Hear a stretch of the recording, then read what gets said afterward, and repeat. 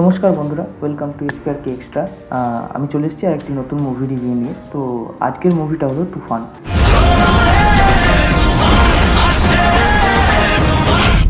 এই তুফান মুভিটা ডিরেক্ট করেছেন রায়হান রাফি। মেন স্টার কাস্টে রয়েছেন শাকিব খান, মিমি চক্রবর্তী, চঞ্চল চৌধুরী, মাসুমা রহমান নাবিলা, ফজলুর রহমান বাবু, গাজী রাকায়েত, মিশা সওদাগর। তো এনারা রয়েছেন। এছাড়াও আরও স্টার কাস্ট। মেন কথায় আছি, যদি আমায় এক কথায় জিজ্ঞেস করা হয় যে মুভিটা আপনার কেমন লেগেছে, আমার মুভিটা বলতে গেলে দিস ইজ টু ফান।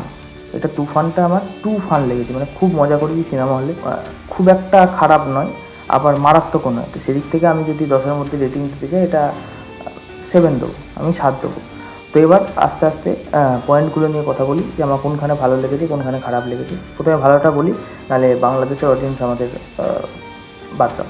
হ্যাঁ, তো প্রথমে স্টোরিটা নিয়ে স্পয়লার অ্যালার্ট। স্পয়লার দিয়ে দিলে মানে আপাতত লিক হয়ে গেছে, কিছু সিন লিক হয়ে গেছে, তো এখানে স্পয়লার দিলে কোনো ব্যাপার নেই। হ্যাঁ, তো স্টোরিতে আসি। স্টোরিতে প্রথমেই দেখানো হয় একটি সাধারণ ছেলের গল্প, যে অভিনেতা হতে চায়, মানে অভিনয় করতে চায়, হিরো হতে চায়।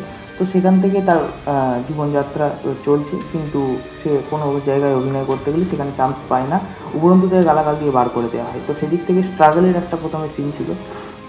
আমার মনে হয় এখানে ফলটা যে এটাকে আরেকটু বিল্ড আপ করলে ভালো হতো। আর ওই যে জায়গাটা যেটুকু স্ট্রাগলটা চলেছে, আমার খুব বোরিং লেগেছে। খুব নয়, তবে জায়গাটা বোরিং ছিল। এরপরই চলে আসে ঠিক এই অভিনেতার মতো, মানে যে অভিনেতা হতে চায় তার মতো দেখতে একজন সেম টু সেম গ্যাংস্টার, তার নাম তুফান, যে পুরো ঢাকা শহরটাকে আতঙ্কে রেখে দিয়েছে। মানে গোটা বাংলাদেশ ওর নামে কাঁপে। এবার এইখানে এই যে গ্যাংস্টার আছে, তার যে রাইট হ্যান্ড আছে, মানে মানে সেই তুফানকে যে ছোটোবেলা থেকে মানুষ করেছে কোলে পিঠে করে, আর গাজী রাকায়েত, যার চরিত্রটা মানে যিনি করেছেন, গাজী রাকায়েত দুষ্ট কোকিল। তো এখানে তাকে ফুল অন মানিয়েছে। আমি যেটা বলবো, শুরু থেকে শেষ অবধি তিনি পুরো ক্যারেক্টার ঢুকে গেছেন, মারাত্মক মানিয়েছে।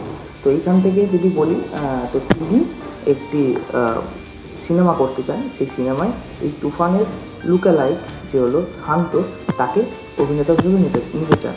এবার অভিনয় করতে গেলে তাকে তুফানের সাথে থাকতে হবে, শিখতে হবে।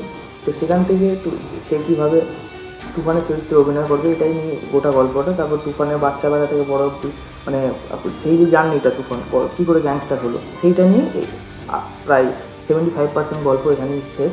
তারপর চঞ্চল চৌধুরীর আগমন ঘটে। স্টোরিটা আমার বেসিক্যালি বলতে আমার খুবই ভালো লেগেছে, কারণ এই যে জোর করে মিলিয়ে দেওয়ার জিনিসটা, এটা কিন্তু করা হয়নি, যেটা অনেক সিনেমায় করা হয়। যে না, দুটো ক্যারেক্টার রাখলাম, দুটো ক্যারেক্টার স্টোরি সম্পর্কে কিছু বোঝা গেল না, জাস্ট মারামারি হলো, বন্ধুকে গুলি ছোড়াছুড়ি হলো, ব্যাস শেষ, খেলা শেষ। না, এখানে খেলা শেষ না, এখানে খেলা শুরু। কারণ যেভাবে স্টোরিটা লেখা হয়েছে, যে অ্যাঙ্গেল দিয়ে ভাবা হয়েছে, সেটা সত্যিই প্রশংসনীয়, খুবই ভালো। তবে এই যে জুড়ওয়া সিনেমাতে, মানে ডবল রোল যখন সিনেমায় থাকে, তখন এক্সপেকটেশন হয়ে যায় যে এটার পর এটা হতে চলেছে। কিন্তু এই সিনেমাটা এমন, যেটাতে আপনার এটা মনেই হবে না যে এটার পর এটা হতে চলেছে, এটার পর এটা হতে চলেছে, হবে না। আপনি বুঝতেই পারবেন সেখান থেকে কী হয়ে যাবে। তো এরকম একটা ঘটনা ঘটবে। তো এটাই হচ্ছে মানে স্ক্রিন প্লে, এই স্টোরি। চঞ্চল চৌধুরী যখন আমি ট্রেলারটা দেখি, তখন এই ট্রেলার দুটি দেখি, তখন আমার প্রথমে মনে হয়েছিল যে না, ভিলেন করা হলো না, তাহলে কীরকম লাগবে চঞ্চল চৌধুরীকে। ভিলেন হিসেবে দেখার খুব ইচ্ছা ছিল, কারণ চঞ্চল চৌধুরী আমি একজন বড় ভক্ত। তিনি অসম্ভব ভালো অভিনেতা। আমার দিক থেকে চঞ্চল চৌধুরীকে আমি ভিলেন রূপেই দেখতে চেয়েছিলাম, কিন্তু তা হয়নি। কিন্তু যেটা হয়েছিল সেটা কিন্তু মারাত্মক। কারণ একদিকে অভিনেতা চঞ্চল চৌধুরীকে ভিলেন হিসেবে পাইনি ঠিকই, কিন্তু তিনি যে সিআইডির রোলটা করেছেন, মানে প্রথম থেকে শেষ অবধি শুধু ভাড়ামো করে গেছে। যদি সুযোগ পাই তুফানকে খেয়ে দেব। ভাড়ামো মানে ফানি রোল, মানে একটা সিআইডি নয়। সে মায়ের হাতে খাবার খান, কেউ কোনো যদি তার উপরে কর্তা কেউ ডাকেন, তো তিনি খাবারটা শেষ করে রেস্ট নিয়ে তারপর যাবেন। শুদ্ধ বাঙালি, এটাই বোঝায়। থেকে আমার মনে হয় চঞ্চল চৌধুরী ফাটিয়ে দিয়েছে। শাকিব খানের আজ পর্যন্ত আমি খুব কমই সিনেমা দেখেছি, তার মধ্যে হচ্ছে শিকারি আছে, নাকাব আছে, ভাইজান এলোরে। তো এই আরও কিছু মুভি দেখা, তো সেগুলো মনে পড়ছে না। কিন্তু যখন আমি ট্রেলার দেখলাম, তখন আমি বুঝতে পেরেছিলাম যে শাকিব খান কী করেছে সেই টাইম, যখন প্রথম টিজ আসে, তারপর ট্রেলার আসে, সেই জায়গাটায় ফাটিয়ে দিয়েছিল। আমি তারপর যখন সিনেমা হলে যাই, আমার মাথা ঘুরে যায়, কী করেছে শাকিব খান। এটা মানে তার অভিনয় সত্যি প্রশংসা করতে হবে। কারণ মানে কি বলবো, একদিকে যেমন শান্ত, যে ক্যারেক্টারটা সে আসলেই শান্ত, সেই শান্ত ক্যারেক্টারটাকে শান্তভাবে ফুটিয়ে তুলেছে, আর তুফান ক্যারেক্টার সেই তুফানভাবে ফুটিয়ে তুলেছে। সেদিক থেকে কম্বিনেশনটা আপনারা কেউ বুঝতে পারবেন যে দুটো আলাদা আলাদা, মানে একই জন প্লে করছে, মানে এতটা অ্যাক্টিংয়ের ডিফারেন্স ছিল। মানে যিনি শাকিব খান, তাকে তো বলতেই হবে তিনি ভালো। আর এখানে ব্যাপারটা কি, যে ডিরেক্টর একজন ডিরেক্টরকে অভিনয় বার করে নিতে হয় অ্যাক্টারের কাছ থেকে, এটা আমরা শুনেছি। তো যিনি আমাদের ডিরেক্টর, আমাদের রায়হান রাফি, যিনি আগে খাঁচার ভিতরে অচিন পাখি বানিয়েছেন ফজলুর রহমান বাবুর সাথে, এই সিনেমাতেও তিনি আছেন। তো সেদিক থেকে যদি ধরি, তুফান এরপর যখন সুড়ঙ্গ করলো, সেই দিক থেকে এই যে অ্যাক্টিং বার করে নেওয়ার যে প্রবণতা, এই ডিরেক্টর যিনি অ্যাক্টিং সত্যি বার করে নেন অভিনেতার মধ্যে থেকে, সেটা রায়হান রাফিকে থেকে শেখা উচিত। কারণ রায়হান রাফি একদিকে সুড়ঙ্গতে দেখিয়ে দিয়েছেন মারাত্মক অভিনয়, যেটা করেছিলেন আমাদের আফরান নিশো, আর তুফানেও সেই মারাত্মক সিনটাই, মানে মারাত্মক জিনিসটাই ঘটেছে। তো হ্যাঁ, এখানে গেল। তারপর হচ্ছে মিমি চক্রবর্তী আমাদের বাংলার সত্যি একজন ক্রাশ। তো সেদিক থেকে খুবই ভালোভাবে অভিনয় করছেন। সেই যে চরিত্রটা, একদিক থেকে খলনায়িকা, আরেক দিক থেকে নায়িকা, মানে একদিকে তিনি ভালো হয়ে গেছেন, কিন্তু খারাপ হিসেবেও তিনি কাজটা করছেন। তো সেদিক থেকে আমার মনে হয় সত্যি খুব ভালোভাবে প্লে করেছেন। মাসুমা রহমান নাবিলা, তার স্ক্রিন টাইম অতটাও ছিল না, তবে যতটা ছিলেন আমাদের মুখে হাসি ফুটিয়েছেন, ফানি ডায়লগ দিয়েছেন। যেখানে শান্তর সাথে যখন তার প্রেম আলাপ চলে, তখন মানে সেই সিনগুলো কী বলবো, মারাত্মক। আর অ্যাক্টিংয়ের যদি আমি কথা বলি, ফজলুর রহমান বাবু, সেই জায়গা থেকে তার অ্যাক্টিং খুবই ভালো হয়েছে। যদি গাজী রাকায়েতকে ধরি, তাকে তো কিছু বলার নেই। মিশা সওদাগর এক বাসির ভাই, ওটা ফাটিয়ে দিয়েছেন। এই তুফান একদিন ডিস্ট্রিক্ট লেভেলে খেলবো, ওই জায়গাটায় আমার মনে হয় যেন ওকে ছাড়া মানাতই না। হয়তো কেউ আছে, তবে ওনাকে পারফেক্টলি মানিয়েছিল সাইদুজ্জামান সেলিম আমাদের সুড়ঙ্গতে মারাত্মক অভিনয় করে দেখিয়ে দিয়েছেন, যিনি একজন পুলিশ অফিসারের চরিত্রে অভিনয় করছেন, যিনি আমাদের মাসুদকে ধরেন, তার যে ভাড়ামোটা সেইখানে। তো সেইখান থেকে এইখানে সাইদুজ্জামান সেলিম প্লে করেছেন একজন জমিদারের ক্যারেক্টার, বা দেওয়ান, বা যার জমিদার, যিনি সুদে খাটান এবং তিনি অত্যাচারী জমিদার। যেটা করেছেন এটা মারাত্মক লেগেছে আমার। সেই সিনটায় বসে বসে ভাবছিলাম যে মানে এই যে ক্রুয়েল সিনটা তুফানে কিভাবে ফুটিয়ে তুলেছে।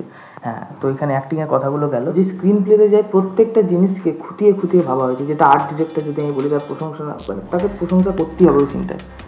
মানে প্রত্যেকটা জিনিসের উপর, ছোটো ছোটো জিনিসের উপর মানে লক্ষ্য রাখা হয়েছে। এবার যদি বলি আমি যে গানের কথা যদি বলতে যাই, সবকটা গানই আমার ভালো লেগেছে। প্রথম যে গানটা শুরু হয়েছিল, যেটা একটা অ্যাক্টারের পুরো জীবনটাকে ওইখানে একটা গানে তুলে ধরা যায়, যেটাকে আমার মনে হয়। দ্বিতীয় হচ্ছে উড়াধুরা, ওটা তো মারাত্মক ড্যান্সের গান, যেটাকে অস্বীকার করতে পারবে না, যেটা ভালো, খুবই মারাত্মক। আর ওদিক থেকে ধরতে গেলে দুষ্টু কোকিল, যখন মানে শুরু হয়, যখন গাজী ডাকায়েত বলে দুষ্টু কোকিল কু, ওই যে তারপর গানটা শুরু হয়, ওটা সত্যি প্রশংসনীয়। হ্যাঁ, এখন যদি আমি বলি যে বিজিএমের ব্যাপারটা যদি আমি বলি, সেখানটায় বলতে গেলে যদি আমায় যদি 10-এর মধ্যে কেউ 100 দিতে বলে, আমি 100 দিয়ে দেবো। কারণ এত পারফেক্টলি জায়গায় বিজিএমগুলো ইউজ করা হয়েছে, আর এতটা ভালো বিজিএম তৈরি করা হয়েছে ভেবে। এই বিজিএমটা হচ্ছে আকরামের বিজিএম। আকরাম যখন আকরামকে প্রথম দেখানো হয়, এটা তখনকার বিজিএম, বা আকরাম যখন আকরামকে দেখানো হবে, এই বিজিএমটা বাজবে। তো ভাবা হয়েছে এই বিজিএমটা কেন, কারণ আকরাম হচ্ছে একজন ভাঁড় মানুষ। মানে সে একদিক থেকে হচ্ছে খুবই ভালো, একদিক থেকে তুফানকে ধরার খুব প্রচেষ্টা, মাথায় খুব বুদ্ধি, কিন্তু তিনি বাঙালি এবং অত্যন্ত ফানি, মানে অত্যন্ত মজা অবস্থায় থাকেন, সবসময় আনন্দ ফুর্তি করেন। তো এই জিনিসটা ওর মধ্যে চলে। তো সেইখান থেকে যে বিজিএমটা ভাবা হয়েছে, এটা one of the my favourite BGM হয়ে গেল, খুবই ভালো। তারপর যখন তুফান গিয়ে আরেকজনকে মারবে, তখন শর্ট গান দিয়ে যখন মারবে, ওই যে মুখে রক্ত ছিটকে আসার পরের যে বিজিএমটা,